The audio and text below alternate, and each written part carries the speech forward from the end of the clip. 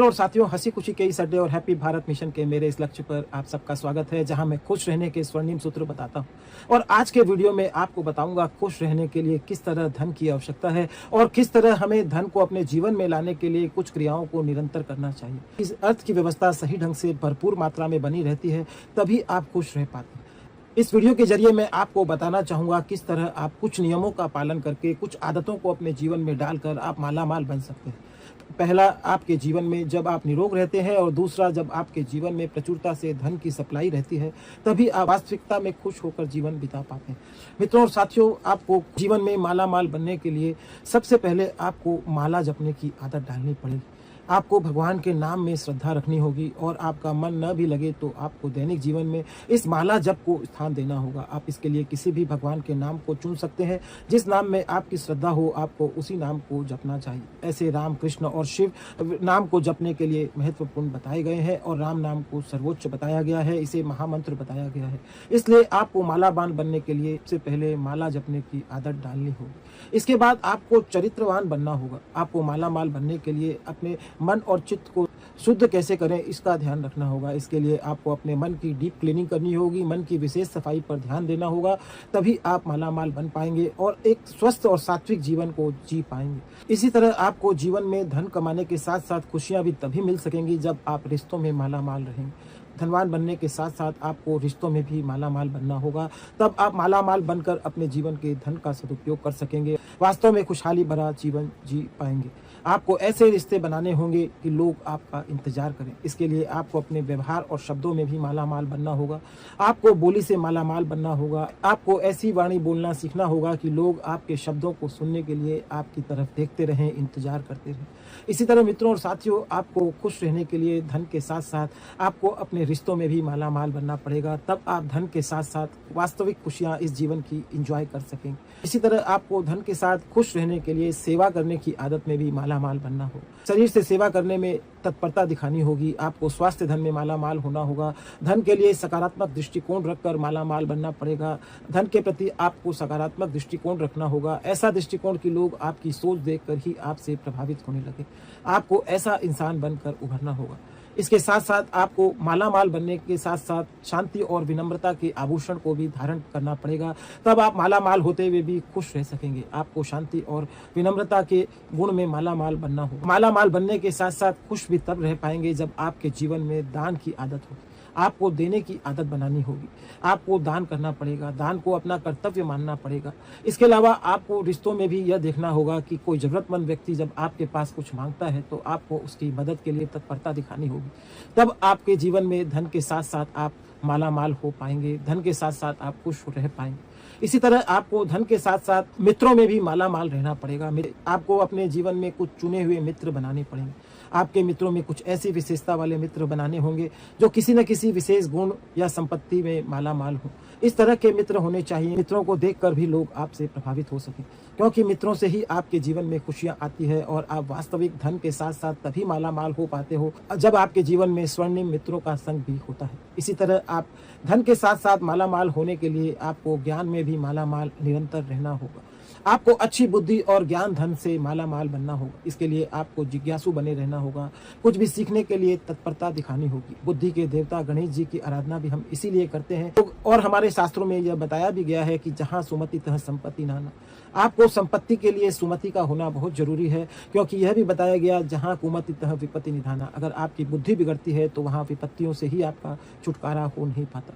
इसके बाद आपको धन का आनंद लेने के लिए, आपको मालामाल बने रहने के लिए, आपको मालामाल के साथ साथ खुश रहने के लिए आपको सरस्वती की भी उपासना करनी होगी। ज्ञान की देवी सरस्वती की उपासना निरंतर सीखते रहने की आदत के स्वरूप में आपको डालनी होगी, क्योंकि जब सरस्वती आपके जीवन में परिपक्व रहती है तभी हम लक्ष्मी का प्राकट्य अपने जीवन में कर पाते हैं। इसलिए आपको निरंतर सीखना होगा, क्योंकि यह सीखने की प्रक्रिया आपके जीवन में, आपके मस्तिष्क में हैप्पी केमिकल का निर्माण करती है, जिसके प्रभाव से आप खुश रहते हैं। मित्रों और साथियों, आपको जीवन में धन के साथ साथ, पैसों के साथ साथ अपनी आदतों में भी मालामाल बनना होगा, तब आप जीवन में वास्तविक खुशी का आनंद ले पाएंगे। हर आदत आपको खुद भी प्रभावित करे और जो लोग आपसे जुड़े हो वो भी आपको देखते ही रह जाएं, ऐसी आदतें आपको बनानी होगी। आपको अपनी आदतों में सद्गुणों की आदत से मालामाल होना पड़ेगा, धनी होना पड़ेगा, क्योंकि अच्छी आदत ही वास्तव में इनाम दिलाती है, दूसरों को भी प्रभावित करती है और आपका खुद का मनोबल और उत्साह बढ़ाती है।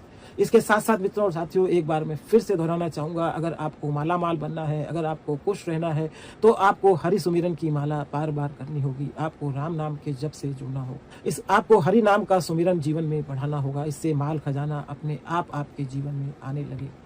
मित्रों और साथियों, आपको मालामाल बनने के लिए गणेश जी की पूजा को भी अपने जीवन में विशेष स्थान देना होगा, क्योंकि गणेश जी बुद्धि और विवेक प्रदान करने वाले देव। जिस विवेक और बुद्धि की वजह से ही हम धन के वास्तविक उपयोग को कर पाते हैं। विवेक हमारे अंदर जागृत होता है, जिससे हम खर्च करने की कला सीख पाते हैं, हम कमाने की कला में दक्ष बन पाते हैं। हमें धन कमाने के साथ साथ इन सब विद्याओं को जानना और सीखना भी बहुत जरूरी होता है, क्योंकि इन्हीं सब की वजह से हम आजीवन धन की व्यवस्था अपने जीवन में रख पाते हैं। नहीं तो आया हुआ धन भी चला जाता है अगर हमारे अंदर बुद्धि और विवेक नहीं होता। इसलिए हमें मालामाल बने रहने और खुश रहने के लिए गणेश जी की उपासना पर विशेष ध्यान देना चाहिए। इसके बाद आपको मालामाल बनने के लिए, आपको मालामाल बनने के साथ साथ खुश रहने के लिए गाय की सेवा से जुड़ना होगा। गाय की सेवा कर हमें गोपालक बनना होगा, गोपाल बनना होगा। गौ सेवा द्वारा ही आप अपने जीवन में लक्ष्मी को स्थायी रूप से रोक सकेंगे, जीवन में स्थायी स्थान दे सकेंगे। जैसा कि देखने में आता है, गौ माता गोबर पीछे से करती हुई चलती है। इसका तथ्य भी हमें यह समझ में आता है कि कृष्ण के पीछे गाय और गाय के पीछे गोबर, और उस गोबर में माँ लक्ष्मी का निवास हमारे यहाँ शास्त्रों में बताया गया। इसका मतलब भी यही समझ आता है, जिस भूमि या जहाँ गौ माता विचरती है, वहीं लक्ष्मी का चिरस्थायी वास यानी निवास होता है। इसलिए हम सबको गौ सेवा से जुड़ना चाहिए और तन मन धन से माता की सेवा के लिए जो हम कर सके हमें करना चाहिए, क्योंकि इससे हमारे जीवन में अर्थ भी उपज होता है और हमारे जीवन में खुशियां भी आती है। इस तरह हमें धन से मालामाल होने के लिए, जीवन में खुशियों से मालामाल होने के लिए गौ माता की सेवा से जुड़ना भी जरूरी है। आपने सुना होगा उपयोग से योग, इसी तरह आपको धन और खुशियों की कड़ी में उपयोग से योग की भी एक बात बताता हूँ। जिस तरह उपराष्ट्रपति की राष्ट्रपति बनने की उम्मीद सबसे ज्यादा आपातकालीन स्थिति में होती है, आपको ऐसे समझना चाहिए कि जिस कार्य में आपका धन का उपयोग होता है, उप प्लस योग, तो वहाँ धन का योग अपने आप होने की उम्मीद बढ़ जाती है। अपने आप धन का उपयोग होते ही योग होने लगता है। क्रिया यूनिवर्स की तरफ से प्राकृतिक रूप से होने लगती है, या आप ये भी कह सकते हैं माँ लक्ष्मी की कृपा आपके जीवन में निरंतर बनी रहती है, जिससे आप खुश भी रहने लगते हैं। इसके बाद मालामाल बने रहने, खुश रहने के लिए आपको लक्ष्मी जी के एक रहस्य को भी बता देता हूँ। यूँ तो हम सभी मानव अपने जीवन में वाहन लेते हैं, उसी तरह देवी देवताओं का भी हमारे हिंदू संस्कृति में बहुत से अलग अलग वाहन होते हैं। यूँ तो वाहनों में हम लक्ष्मी जी के वाहन उल्लू को देखते हैं और हर देवी देवता के पास अपने अपने वाहन होते हैं, किंतु माता लक्ष्मी गरुड़ पर नारायण के साथ ही यात्रा करती है। इससे भी हमें यह प्रेरणा मिलती है, हमारे जीवन में धन से हमें मालामाल होने, माँ की कृपा प्राप्त करने के लिए अगर हमारे जीवन में नारायण के साथ माँ की कृपा बने तो यह हमारे लिए बहुत ज़्यादा आनंददायक और खुशियों भरा सौभाग्य हो जाता है, क्योंकि लक्ष्मी जी हमेशा उल्लू पर अकेले ही विचरण करती है और उल्लू को सिर्फ रात में दिखाई देता है। इसका अभिप्राय हम यह भी समझ सकते हैं, रात को कमाई हुई लक्ष्मी हमें उल्लू बनाकर ही चली भी जाती है। अंधेरे में और पाप से कमाई हुई लक्ष्मी हमारे जीवन में कभी स्थायी नहीं रहती। इस तरह मित्रों और साथियों को नारायण से जुड़कर ही, यानी आपको सत्संग और ज्ञान धर्म के माध्यम से ही पैसों को कमाकर अपने जीवन में स्थान देना चाहिए, ताकि वह संपत्ति आपको आनंद और खुशियां भी दे सके। इसी तरह मित्रों और साथियों, सरस्वती से बुद्धि, बुद्धि से लक्ष्मी का हमारे जीवन में निवास होता है। इसलिए हमें निरंतर सीखते रहना, अपने नॉलेज बैंक का बैलेंस भी रेगुलर बढ़ाते रहना चाहिए। जीवन में एक्शन लेते रहना बहुत जरूरी होता है, क्योंकि अगर हम सिर्फ ज्ञान ही लेते रहें तो उससे भी हमारे जीवन में कुछ नहीं हो पाता। इसलिए हमें जीवन में एक्शन भी तुरंत लेते रहना चाहिए, अपने जीवन में प्रयोग करते रहना चाहिए। हमारी दान करने की आदत हमें बड़ा बनाती है। आदमी आदतों और सद्गुणों से भी धनी बनने की कोशिश करनी चाहिए। अपने विचार और मस्तिष्क के विचारों पर हमें निगरानी रखनी चाहिए। गर्दन के ऊपर वाले हिस्से या मस्तिष्क के लिए खर्च करने की आदत डालनी चाहिए, तभी हम वास्तव में धन को भी स्थान दे पाते हैं और खुश भी रह पाते हैं। अपने जीवन में अगर धन के साथ साथ खुशियां चाहिए तो हमें अपने आत्मा और मन की सफाई पर भी विशेष ध्यान देना चाहिए। हम त्योहार पर अपने घर और दुकान की सफाई करते हैं, इसके साथ साथ हमें अपने दैनिक जीवन में आत्मा के निवास स्थान इस शरीर और मन की भी सफाई करनी चाहिए। अपने मन के कोने कोने की सफाई भी प्राणायाम के द्वारा करनी चाहिए। अगर कोई अपमान का दाग लग गया है तो अपमान के दाग को धोने के लिए हमें उस व्यक्ति से क्षमा मांगनी चाहिए जो बहुत दिन से हमसे नाराज है। अपने परिवार के उन लोगों को भी हमें एक्सेप्ट करना चाहिए जिनसे आपका वास्तव में कुछ न कुछ लेना या देना बाकी रह गया है और किसी कारण से वह दुख और तकलीफ में है। रिश्तों में आपको मीठा बोलकर, दिल खुश मिठाई खिलाकर उसे खुशियां देने की कोशिश करनी चाहिए। ज्ञान के दिए से अपने आसपास के लोगों को आपको जागरूक करना चाहिए। कहाँ कहाँ आप अपने आसपास खुशियां फैला सकते हैं, उन स्थानों को आपको खोजना चाहिए और वहाँ अपने तन मन धन से सेवा करके अपने जीवन में भी खुशियां लाने की कोशिश करनी चाहिए और वातावरण में खुशियां फैलानी चाहिए। अगर वर्ष भर काम करते करते किसी के प्रति कोई भूल हुई है तो उससे आपको क्षमा भी मांगना चाहिए, उससे आपकी आत्मशक्ति बढ़ती है। फिर अगर जीवन में किसी छोटे बड़े त्योहार और उत्सव का माहौल आता है तो उस समय आपको सभी व्यक्तियों से जुड़कर हर रिश्ते और माहौल को ऊर्जा देने के लिए वहां पहुंचना चाहिए और अपने खुशी के अवसर पर अपने सभी रिश्तेदारों और कलीग आसपास के लोगों को जोड़ना चाहिए। मित्रों और साथियों, इस तरह अधिक से अधिक आप खुश रह सके, लोगों में खुशियां बांट सके, इसकी आपको कोशिश करनी चाहिए। आपको अधिक से अधिक धन्यवाद करने की आदत डालनी चाहिए। आपके परिवार में किसी को आर्थिक सहायता की जरूरत है, उसके लिए भी आपको तत्परता से आगे रहना चाहिए। तभी वास्तव में आपके कमाए हुए धन का सदुपयोग समझा जाएगा, क्योंकि धन को कमाकर अगर स्वार्थवश अपने ऊपर ही उसे उपयोग करते हैं या अपनी खुशी के लिए ही उपयोग करते हैं, वास्तव में वह धन किसी तरह भी आगे नहीं बढ़ पाता, उसमें गति नहीं आ पाती। इस तरह आपको धन के साथ साथ खुशियों में भी धनी होने के लिए आपको हर संभव खुश रहने की कोशिश करनी चाहिए। मित्रों और साथियों, गीता में भगवान कृष्ण बताते हैं, यत्र योगेश्वर कृष्ण यत्र पार्थो धनुर्धर तत्र श्री विजयो भूति ध्रुवा नीति मति मन। आपको अपने जीवन में भगवान श्री कृष्ण की भक्ति को भी विशेष स्थान देना चाहिए। यह भी रहस्य आपको समझना चाहिए, तभी आपको वास्तव में खुशियां मिल सकती है। तभी आप धन में मालामाल होने के साथ साथ वास्तविक जीवन में आनंद भी उठा सकते हैं। भगवान श्री कृष्ण ने गीता में श्लोक के माध्यम से हमें यह बताया है कि जहाँ भगवान श्री कृष्ण रहते हैं वहीं लक्ष्मी चिरस्थायी रहती है, वहीं अर्जुन यानी नीति रहती है, वहीं हमेशा विजय मिलती है, वहीं विभूति मिलती है और वहीं अचल नीति होती है। इस तरह हमें गीता से भी जुड़ना चाहिए, भगवान श्री कृष्ण की कथाओं से जुड़ना चाहिए, जो कदम कदम पर हमें धन के साथ साथ खुशियां, आनंद और उपहार भी देती है। मेरा मतलब अवसर नए नए देती है, खुशियों की स्थिति और परिस्थिति का निर्माण करती है। मित्रों और साथियों, आपको खुश रहने के लिए, धन में मालामाल रहने के लिए, धन के साथ साथ आपको मालामाल रहने के लिए परिवार के सभी सदस्यों का खूब आदर करना चाहिए, सबके साथ मिलजुल कर रहना चाहिए, एक दूसरे को प्यार और खुशियां देनी चाहिए और अगर परिवार का कोई सदस्य आर्थिक रूप से कमजोर है तो उसकी भी मदद करनी चाहिए। मित्रों और साथियों, आपको धन के साथ साथ खुश रहने के लिए घर की सजावट का भी विशेष ध्यान रखना चाहिए। आपको सफाई और प्रकाश की विशेष व्यवस्था अपने घर और ऑफिस में रखनी चाहिए। इसके लिए आपको फूल, पत्ते और रोशनी से घर को सजा संवार कर रखना चाहिए, क्योंकि जब हम घर को सजा कर रखते हैं तो इससे हमारे जीवन में वास्तविक पैसों का सदुपयोग भी होता है और हम जीवन में आनंद से वहाँ समय बिता पाते हैं। हमें अपने घर में तुलसी और बेल पत्ते के पेड़ की भी व्यवस्था करनी चाहिए। ये भी हमें आनंद से स्वरूप ऊर्जा देते हैं और प्राकृतिक रूप से हमें तरोताजा करते हैं। इनके दर्शन मात्र से हमें जीवन में आनंद और खुशियाँ मिलती है। इसी तरह आपको जीवन में खुश रहने के लिए, जीवन में हमेशा लोगों से जुड़े रहने के लिए श्रीमद् भागवत महापुराण में भगवान श्री कृष्ण ने बताया है, तब कथामृतम तप्त जीवनम कवि विरीडितम कल्मषापहम सत्वमंगलम श्रीमदाततम भुवि गणन्ति ते भूरिता जना।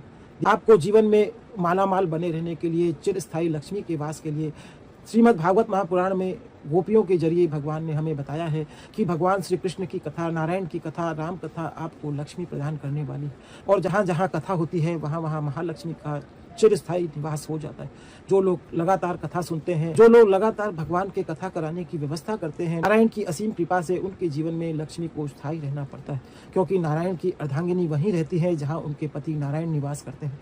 इसलिए आपको जीवन में मालामाल बने रहने के लिए कथा, सत्संग से जरूर जुड़कर रहना चाहिए। आपको समय समय पर खुश रहने के लिए माँ लक्ष्मी के चरणों में, नारायण के चरणों में कमल के पुष्पों को अर्पण कर उनका श्रृंगार करना चाहिए। आपको धन में मालामाल के साथ साथ खुश रहने के लिए अपने देशभक्त और देशवासी होने के नाते आपको अपने जीवन में अपने देश में बनी हुई वस्तुओं का ही ज़्यादा से ज़्यादा सदुपयोग करना चाहिए, जीवन में ज़्यादा से ज़्यादा उपयोग करना चाहिए। इससे आप देश के आत्मनिर्भरता की भी रक्षा करते हैं और देश का नाम रोशन करते हैं, देश में रोजगार के अवसर पैदा करते हैं। इसके लिए आपको अपने देश में बनी वस्तुओं का ही अधिक से अधिक सदुपयोग करना चाहिए। इससे आप आत्मनिर्भर भारत के लिए भी काम करते हैं। आपको जीवन में मालामाल बने रहने के लिए, आपको जीवन में खुशियां बटोरने के लिए आपको प्रार्थना भी करनी चाहिए। आपके आसपास यदि कोई दुखी है और आप वहां तन मन धन से कोई सेवा नहीं कर पा रहे हैं तो उसके लिए सिर्फ प्रार्थना ही आपकी काम कर जाती है। अगर आप उसके प्रति किसी तरह की मदद न भी कर सके तो उसके लिए आपको प्रार्थना जरूर करनी चाहिए।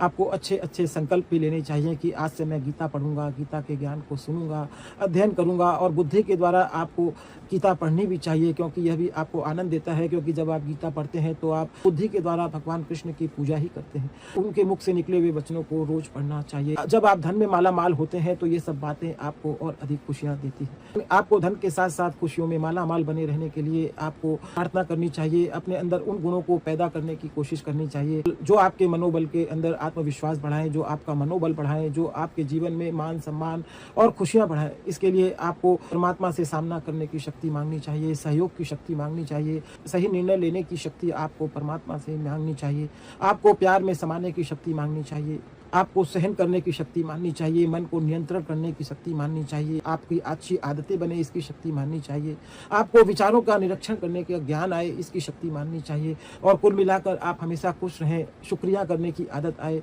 आपके अंदर शक्ति और नाम जब बढ़े इसकी आपकी भरपूर कोशिश होनी चाहिए। इस तरह आप सत्संग में भी हर जगह पहुंच सके इसकी कोशिश भी आपकी होनी चाहिए। इस तरह कुल मिलाकर अगर आप माला माल बनना चाहते हैं, जीवन में खुश रहना चाहते हैं, एक धन का वास्तविक सदुपयोग चाहते हैं, इस तरह आपको कुल मिलाकर माला माल बने रहने के लिए, हमेशा खुश रहने के लिए आपको इन उपायों का उपयोग करना चाहिए। मित्रों साथियों, इस तरह की बातें आपको स्कूल और कॉलेज में नहीं पढ़ाई जाती। ये बातें वास्तव में पहले समय में तो गुरुकुल में पढ़ाई जाती थी, वर्तमान में ऐसी व्यवस्था नहीं है और मैं अपने हैप्पी भारत मिशन के तहत हंसी खुशी के अड्डे पर इस तरह के वीडियो बनाकर आपको ये मैसेज देता हूँ। इसी तरह अगर आपको पढ़ना पसंद है तो आप www.खुशियाँ-खुशियाँ.com मेरी वेबसाइट पर जाकर इन बातों को पढ़ भी सकते हैं। मित्रों और साथियों, इस तरह मैं हैप्पी भारत मिशन के लक्ष्य पर काम कर रहा हूं। अगर आपको पसंद आए तो आपको अपने ग्रुप में इसे शेयर भी करना चाहिए। धन्यवाद। Thank you.